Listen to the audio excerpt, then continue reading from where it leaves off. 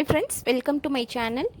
இன்னைக்கு நம்ம என்ன பார்க்க போறோம்னா ரொம்பவே டேஸ்டான கிறிஸ்பியான முறுக்கு வெறும் 10 நிமிஷத்துல எப்படி செய்யறதுன்னு பார்க்கலாம் फ्रेंड्स. அதுக்கு 1 கப் அளவு அரிசி மாவு எடுத்துர்க்கேன். 1/4 கப் அளவு கடலை மாவு எடுத்துர்க்கேன். இதுக்கு தேவையான அளவு உப்பு சேர்த்துக்குவோம். 1 டீஸ்பூன் பெருங்காயத்தூள் சேர்த்துக்குவோம். 1/2 டேபிள்ஸ்பூன் மிளகாய் தூள் சேர்த்து நல்லா மிக்ஸ் பண்ணி இதோட வெள்ளை எள்ளு சேர்த்துருக்கேன் ஃப்ரெண்ட்ஸ்.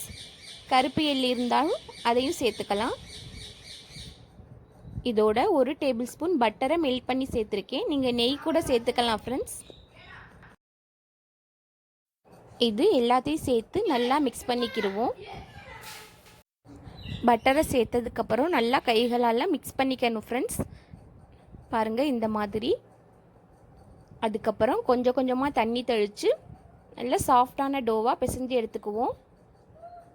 லாஸ்ட்டாக 1 டேபிள் ஸ்பூன் சூடான எண்ணெயை சேர்த்து நல்லா பிசைஞ்சு எடுத்துக்குவோம் ஃப்ரெண்ட்ஸ். டோ ரொம்ப டைட்டாகவும் இருக்கக்கூடாது, ரொம்ப லூஸாகவும் இருக்கக்கூடாது ஃப்ரெண்ட்ஸ். இந்த மாதிரி பக்குவத்தில் இருக்கணும். இப்போ முறுக்கு அச்சில் இந்த மாதிரி ஸ்டார் அச்சு சேர்த்து மாவை ஃபில் பண்ணிக்கலாம். இந்த மாதிரி ஒரு பிளேட்டில் எண்ணெய் தடவி வச்சதுக்கப்புறம் அதில் முறுக்க சுற்றிக்கலாம் ஃப்ரெண்ட்ஸ். உங்களுக்கு எந்தளவு பெரிய சைஸாக வேணுமோ அந்தளவு சுற்றிக்கங்க. சுற்றி முடித்ததுக்கப்புறம் நடுவுலையும் ஓரத்துலையும் இந்த மாதிரி அமுத்தி விட்டுக்கணும். மாதிரி 5-6 முறுக்க சுற்றி வச்சுக்கிட்டோம்னா எண்ணெயில் எடுத்து போகிறதுக்கு ஈஸியாக இருக்கும் ஃப்ரெண்ட்ஸ். ஆயில் ஹீட் ஆயிடுச்சு. இப்போ நம்ம முறுக்க ஒன்று ஒன்றா எடுத்து சேர்த்துடலாம். ஆயில் ரொம்ப ஹீட்டாக இருக்கக்கூடாது ஃப்ரெண்ட்ஸ், மீடியம் ஹீட்டில் தான் இருக்கணும். அதுதான் உள்ளேலாம் நல்லா வேகும், இல்லைன்னா போட்டோன்னே செவந்துடும் ஃப்ரெண்ட்ஸ்.